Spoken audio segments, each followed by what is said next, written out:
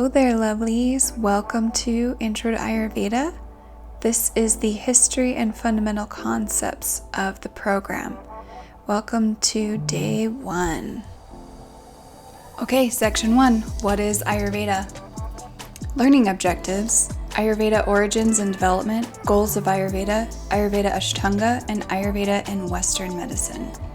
First, a little bit of history on the origins of Ayurveda. Ayurveda is approximately 5,000 years old. It's known as the science of life in Sanskrit, and it's considered to be a gift from divinity to humanity. In the Hindu belief system, Lord Dhanwhantari is responsible for passing this knowledge on to the ancient sages and rishis of India, whom then taught these practices through the Gurukul system. This was mainly an oral tradition. This knowledge has been handed down through the centuries, with little to no deviations from the original teachings. Many schools of thought exist in Hinduism and throughout India, and majority sprout from the teachings laid down by the Vedas, a series of ancient sacred textbooks that date back around 1500 BCE. Here is a timeline. Ayurveda is believed to have been created by Lord Brahma, one of the Hindu Trinity gods. It is said that Lord Brahma gave this knowledge to Lord Dhanwhantari, who gave the wisdom to the ancient sages and rishis. The sages and rishis passed this knowledge on through mainly oral traditions until they were finally written down. These teachings became known as the Ayurvedic scriptures that were derived from the Vedic philosophies, particularly through the Artha Veda. From the scriptures came the medical practices. Trial and error and the scientific method brought the world the Ayurveda we know and love today. The goals of Ayurveda are obtaining moksha, or breaking free from the cycle of birth, death, and rebirth.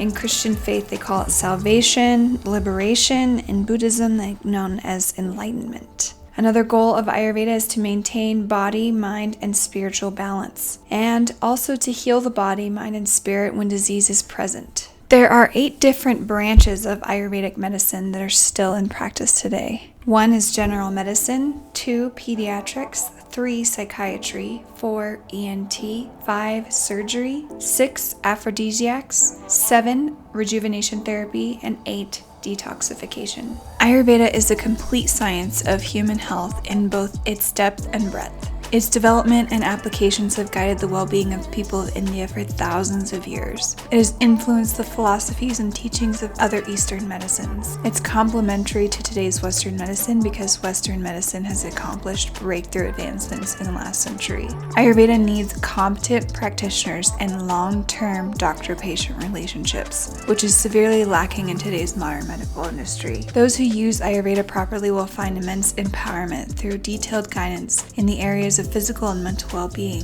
When we are given the knowledge and tools to maintain a positive state of health, we all stand to benefit. Ayurveda is complementary to current medical practices, and it's meant for chronic care treatments. Ayurveda is holistic, and it treats the entire body-mind as a whole rather than focusing on different parts. When one area of the body is suffering, it is an indication of a larger problem. Ayurveda is preventative. It aims to solve the root of the problems through teaching preventative methods to patients. Ayurveda is longevity, 100% all-natural, plant-based with emphasis on healing, rejuvenation, and purification. Ayurveda is a science and art for appropriate living. It focuses on long-term solutions. Some things that Ayurveda is not. Ayurveda is not a complete replacement to current medical practices. It is not meant for acute care trauma such as car accidents or heart attacks. It is not a band-aid treatment, only focused on one piece of the puzzle at a time.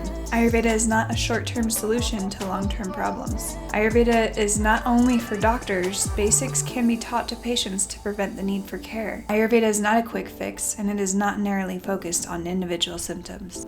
Here are some examples for the Ayurvedic strengths. These are known as chronic care conditions: arthritis, asthma, cancer, diabetes, heart disease, anxiety, depression, skin disorders, insomnia, anemia, obesity, substance addiction, tooth decay, osteoporosis, and eating disorders. Here again are some examples of acute care. This is Western medicine strengths. Things like asthma attack, broken bones, burns, heart attacks, pneumonia, stroke, hemorrhage, pancreatitis, sepsis, diabetic ketoacidosis, migraine onset, preterm labor, asphyxiation, or a collapsed lung. Warning! D-Rock Wellness LLC is not licensed as a medical treatment program. This is just a basic rundown of what Ayurveda is and what it is used for outside of this program. I am not qualified to diagnose, treat, or cure any diseases. This is simply for knowledge purposes. We have to be very careful of our egos when we are venturing into the realm of health and wellness. I am only a certified nutrition coach, fitness instructor, and yoga teacher. Please seek a qualified Ayurvedic doctor for more in-depth information about any medical conditions or questions you may have.